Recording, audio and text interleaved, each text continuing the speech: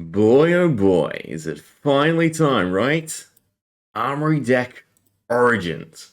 Yeah, so I'm hoping that from now on, all the Armory decks are a way to introduce new heroes. I think that's fantastic, right? You can still support X class with the cards in the Armory deck, but it is just a great medium to introduce new characters. But yeah, so we have the Jarl. Now I'm not gonna attempt that. So a chill fills the air as the northern winds exhale from Isenloft once more.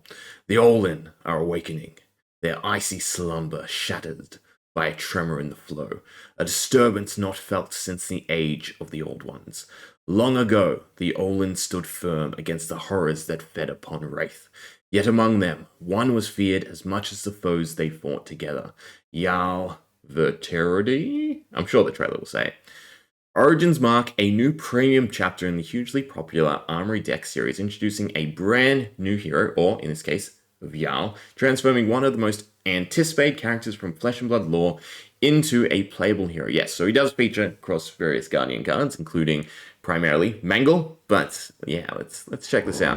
Now we are gonna fast forward a bit because what we're really interested in, right, is gonna be there we are. Actually, you know what? I do want to hear the name, so we'll listen first and see. Carnage consumed the Third Age as the Old Ones fed upon Wraith. The Olin defended our destiny, our very existence. Yet one of their own they feared as deeply as their foe. To kill is human, to slaughter is desire. And Jarl Vetreiđi was filled with the lust for war. Sick armor. But, more importantly, right, he is Earth and Ice. So we are getting a dual elemental hero once again, and it's going to be interesting, right? Mainly because the whole Ice Pact, right? So we have Count Your Blessings and a whole bunch of life gain in the meta, and then we're getting Frostbite back. So whenever you play an Ice card, create a Frostbite token in an opponent's exposed, right? So a new ruling, if you are, right? Head, chest, arms, or leg zone. A zone is exposed if there is nothing in it or equipped to it, right? So his hero ability is kind of slow in that sense. You're going to have to debilitate and destroy your opponent's armor to then be able to benefit off of this insane amount of Frostbite generation, right? If you chip through any of their pieces, you have that exposed zone. Because it doesn't say, you can only do it once, right? It's whenever you play an Ice card, create a Frostbite token in an opponent's exposed slot. Now, obviously, we'll get a proper ruling on this.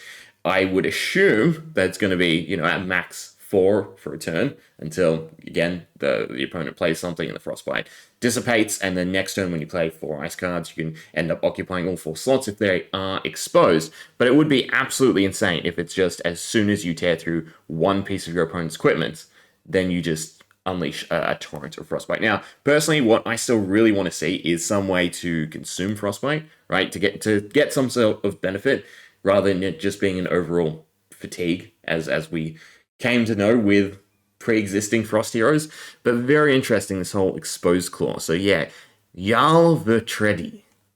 Interesting. Again, I think it looks absolutely sick. So, delve into the story behind Wraith's most fearsome heroes with all new Armory Deck Origins. So it sounds like these will all sort of be historical figures, right, as they expand upon the lore, which is absolutely fantastic. So making his debut is the Jarl, an elemental guardian who can shatter the opponent's equipment and freeze their exposed flesh. Ready to play out of the box, right? So the normal classic constructed Armory deck. More importantly, include brand new card design. Nope, that's the usual stuff. Where's the juicy stuff? Here we go. 60 card deck, as per usual, but includes 1 legendary equipment piece and 23 Majestics. Now that is very interesting, right? Because what we can probably, gather from that is it's not a weapon, since they are classified, differently. So one of the equipment pieces will be legendary. It doesn't quite say if they're new, right? So, for all we know, it could be a shield, or it could be the chest piece is also Frost, right? They're the 2 pre-existing ones, but fingers crossed, it is something new, which will make it incredibly desirable. But then also 23 Majestics. Now, rule of thumb, LSS like to do their quantity right, over quality here. So 23 is probably more akin to, what would that be, 7, right? Well, you have 1 equipment piece, and I assume all the other pieces are, so it's 3 more equipment pieces and 1 weapon. Plus, if he has a shield, that's 2. So that's still 5, right? So if you take 5 of this, that's 18, and then that perfectly leads us to divide that by 3. 6 new Majestics, right? Of which, well, not new. We do have 4 cards already, and these are all Majestics. So chances are we only have 2 more to go, and for all we know, they could be reprints. But we have Mangle, which of course features the Jarl himself. But then we have 3 new cards, 2 specializations, and then 1 new Ice Aura. So Unforgetting Unforgiving, a specialization for the Jarl. When this defends, if the attacking hero controls an equipment with a -1 counter on it, you may search your deck for a Mangle, banish it, then shuffle. You may play it during your next action phase. So that's really good, right? So you block, and then you have it for your next turn. And yeah, the whole idea is you just tear through your opponent's armor.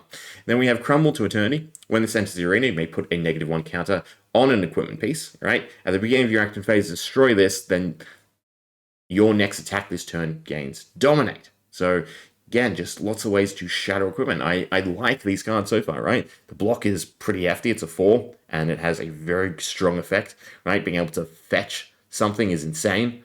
And then, of course, Crumble to Eternity, just again, stacking up those counters, making sure Mangle can actually destroy stuff.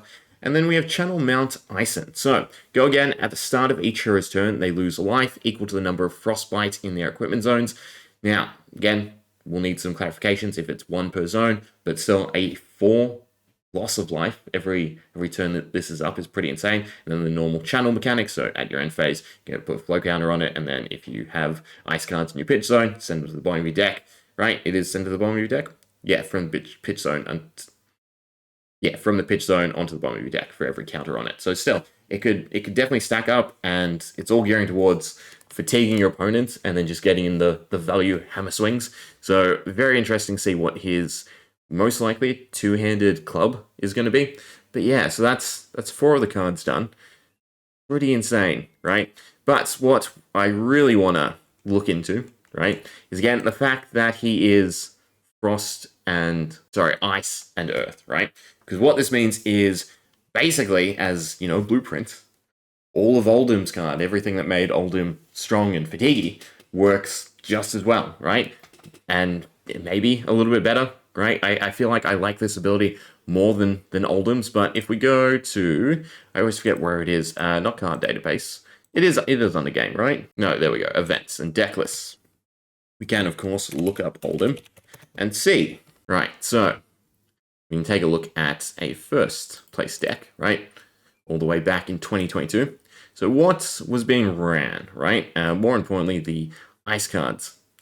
Frostfang, so discard a card unless they pay 2. Again, more just Fatigue. Oak and Old is not a Oldhim specialization, right? So you can definitely stick them in your deck. I mean, there's lots of cards that are just going to come back, right? And that's pretty decent because Frost has been out of the meta for so long. I'm sure we're all sitting on a ton of cards like Blizzards and Channel Lake Frigid, but target attacks, lose and can't gain go again unless they pay. All these ways to just stack resource costs in a meta that has also sort of reduced resource cheating by way of, you know, card draw and all that jazz. So I don't know. I feel like Frostbite's going to come out of the gate swinging and just pretty much debilitate, right? So you still have the Pulse because it is Ice and Earth, so it gets +1 while defending this turn. I mean, that's just a nice fatigue turn, right? Anything else of interest? Winter's Bite, again, more discard unless people pay. Just, you're going to shred your opponent's hand, and you're also now going to shred their equipment. I do want to look at Oldhim specifically, though. Let's just get a refresher on his ability, right? Alphabetical, there we go, Oldhim. So, Oldhim's ability is specifically, once per turn, defense reaction, pay 3. An Earth card is pitched this way, prevent the next 2 damage, that'll be dealt this turn. If an Ice card is pitched this way, attacking hero puts a card from their hand on the top of their deck.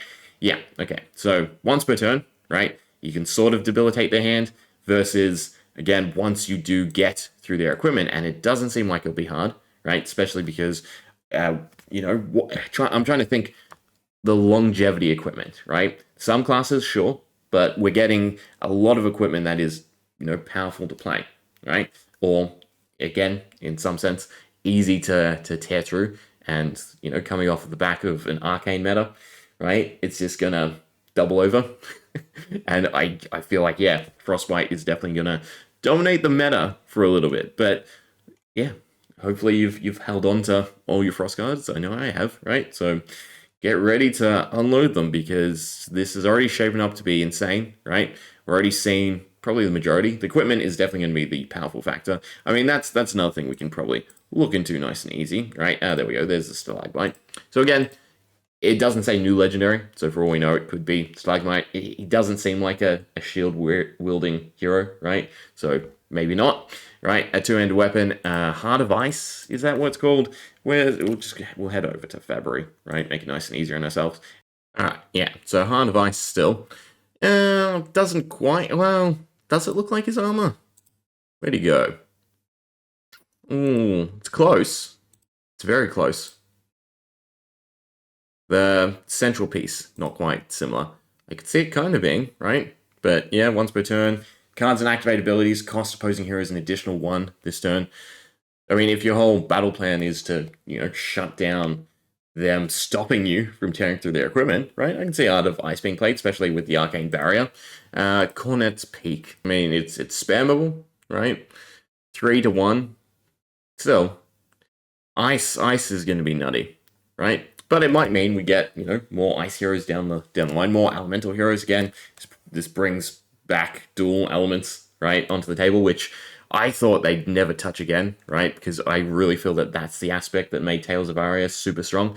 Nonetheless, right, I'm pretty sure he's gonna do well, right? He's a cool hero that everyone will probably want to play, and he's gonna be strong, right? It's Fatigue's back. Hope you enjoyed. See ya.